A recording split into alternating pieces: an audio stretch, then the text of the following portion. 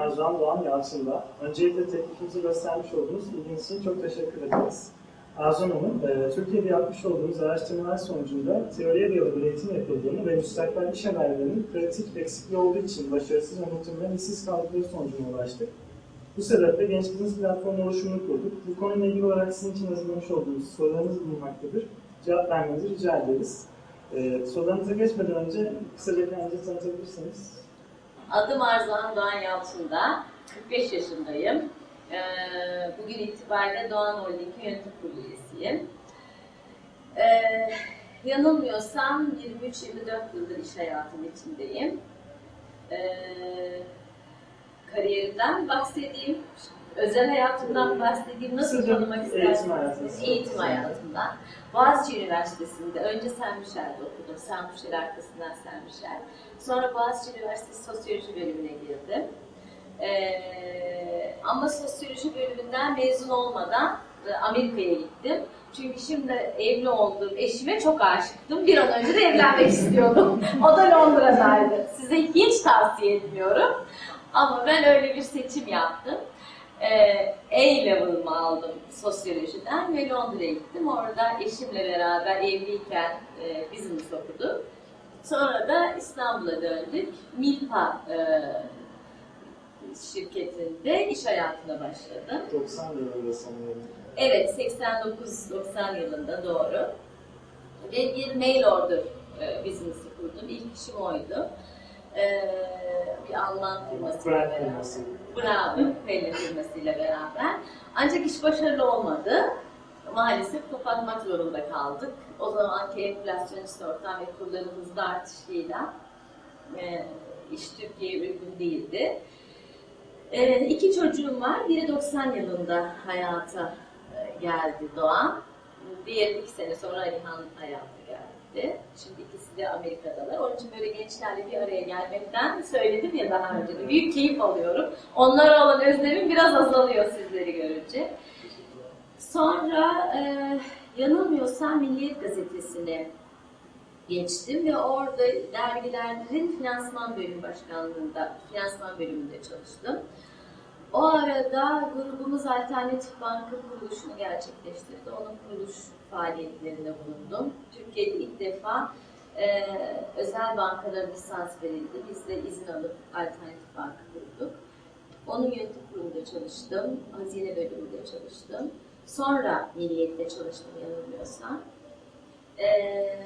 Ardından Kanal D'ye geçtim. Kanal D'nin 2. yılıydı, kurulduktan sonraki 2. yılıydı ve ondan sonraki kariyer hayatımı televizyon odaklı devam ettim. Sivil toplum örgütü çalışmalarında çokça bulundum. Özellikle kadınlarla ilgili olarak kadın çalışmalarında, TGV'de, Türkiye Eğitim Yönümlerinde çocuklarla ilgili ve evet kadın inisiyatif platformunu kurdum, doğru. 2007-2010 yılları arasında TÜSİAD başkanlığım oldu. Ardından da Doğan Holding'de yönetim kurulu başkanı olarak kariyerime devam ediyoruz. Çok teşekkürler. İsterseniz ilk sorumuza başlayalım. Eğitim hayatınıza bakıldığı zaman Boğaziçi Üniversitesi Sosyoloji bölümü, akabinde ise Londra Amerikan Üniversitesi İşletme bölümü mezun olduğunuzu görüyoruz. Bir sosyolog ve işletmeci olarak sizce teoriden ve pratikten gelen kişiler arasındaki farklar nelerdir? Bence teoriyle pratik birbirinden ayrılamaz bir bütün. Özellikle iş hayatına atılacaksınız. Aslında belki iş hayatına atılmayıp akademisyen bile olsanız yine de teoriye ne kadar sahip olursanız olun, pratikte olayları nasıl gerçeğe çevirdiğiniz önemli. Teori olmazsa, bilimsel bilgiye sahip olmazsanız başarı şansınız az diye düşünüyorum. Bunu illa okul formasyonunda, okulda almak zorunda değilsiniz. Okul dışında da hayatınızın her anında kendinizi geliştirmek için okuyarak, yenilikleri takip ederek teoriye bir şekilde bünyenizi de tutmak, onu almak son derece önemli diye düşünüyorum. Zaten bu kadar hızlı değişen bir dünyada okuldan mezun olduktan sonra ben bu bilgiyi edindim deyip hiçbirimiz oturma lüksüne sahip değiliz. Çünkü çok sık değişiyor her şey. Dolayısıyla o değişime ayak uydurmak, bilgilerimizi taze saklamak bence başarı için olmazsa olmaz bir şart. Ama yeterli mi? Tabii değil. Teori çok önemli. Teori ne? Teori sadece deneyim de değil. Bence biraz hayata bakış, insan ilişkileri çok önemli. Olayları nasıl kavradığınız ve nasıl yaklaştığınız önemli. Ve tabii onun akabinde de deneyimler geliyor. Dolayısıyla dediğim gibi ikisi de birbirine bütünleyen iki olgu ve başarı için ikisinin de gerekli olduğunu düşünüyorum.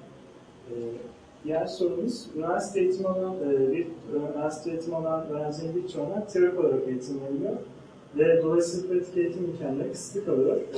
Sizce öğrenciler bu açıklarını nasıl kapatabilirler? Eğitim sırasında ve eğitim sonrasında neler yapabilirler? Aslında ben üniversite sanayi işbirliğinin önemine çok inanıyorum.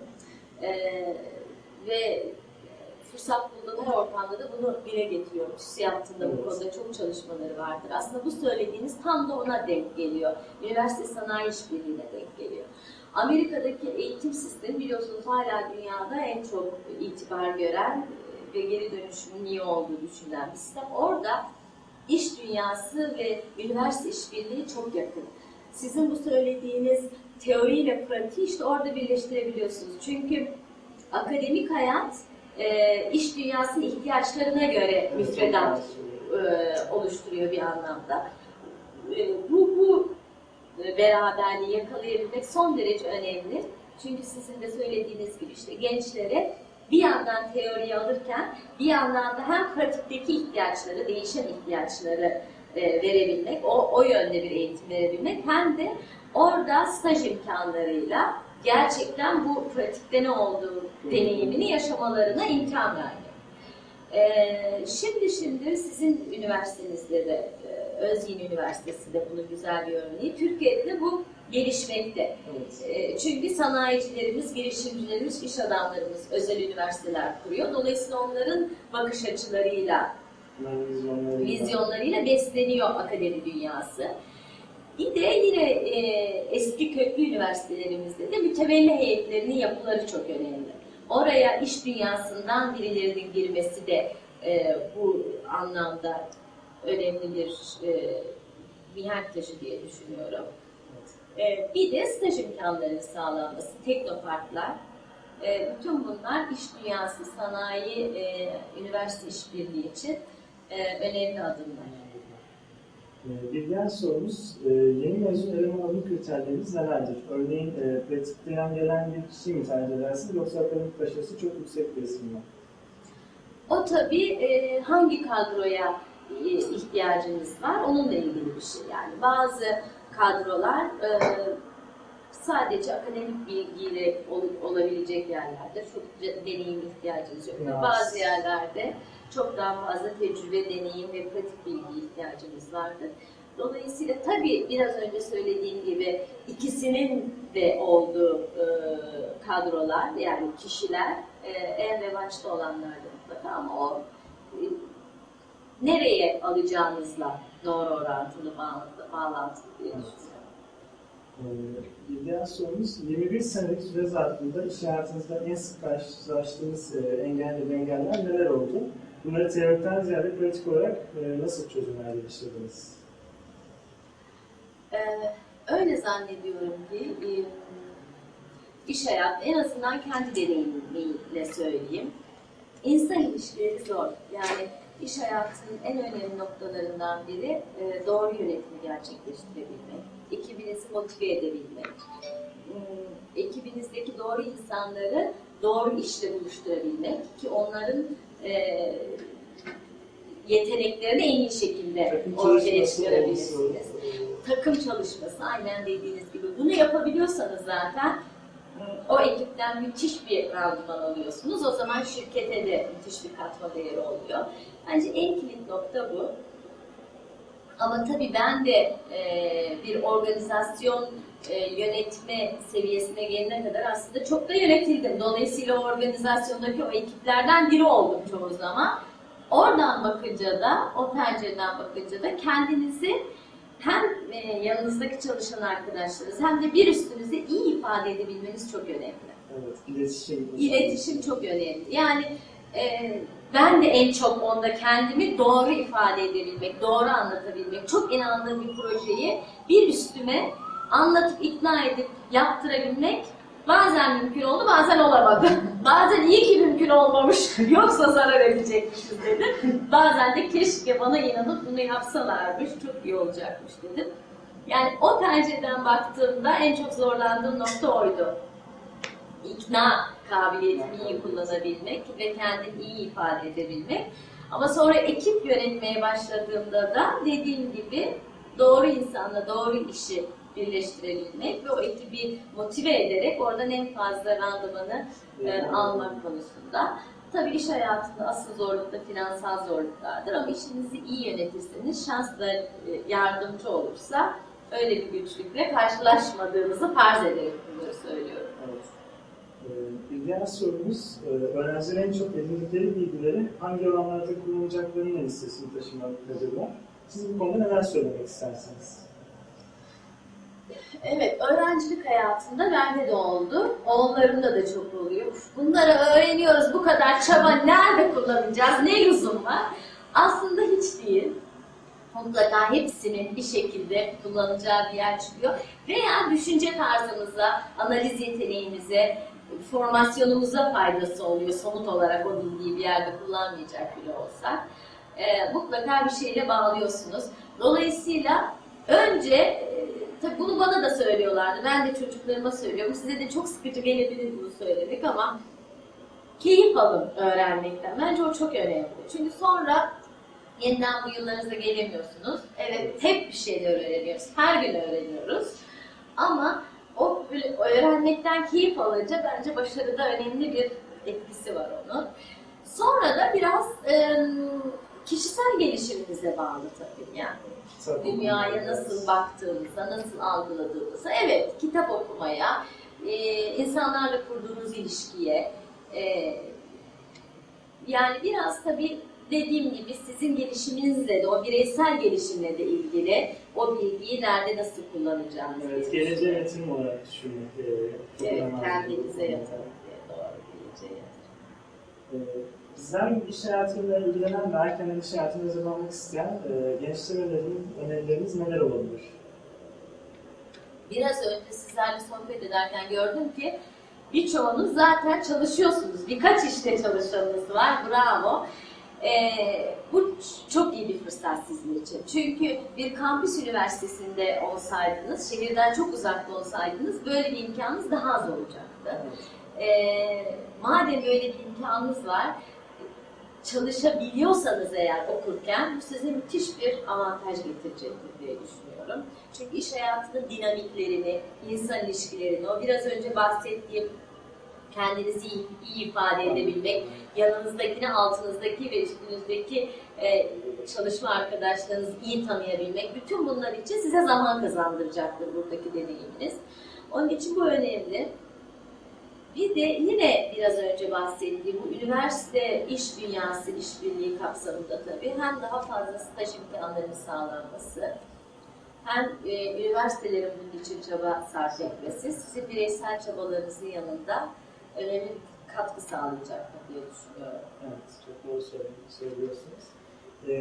Son olarak Doğan Yalçındağ Yönetim Kurulu Başkanı olarak çalışma yolunuzdan kısaca bahsedebilir misiniz? Özellikle çok merak ediliyor. Öyle mi? Evet. Çalışma yoğunluğum, çalışma şeklim değişti tabii. Çünkü şirket yönetmekle holding yönetmek çok farklı. Ve ben geçen yıla kadar hep genel müdürlük yani CEO tanımında iş yaptım. CEO olarak görev yapmak da yönetim kurulu başkanlığı olarak görev yapmak da çok farklı. Dolayısıyla geçtiğimiz bir yıl benim için de aslında bir öğrenme süreci oldu diyebilirim.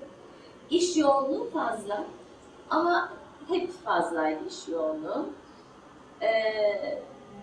Geçtiğimiz bir yıl boyunca detaya daha az girerek şirketleri biraz daha aralardan ve bilançolarından ve aylık yönetim kurullarından tanıyarak yönetme gayreti içindeydim. Çünkü görevim bunu gerektiriyor.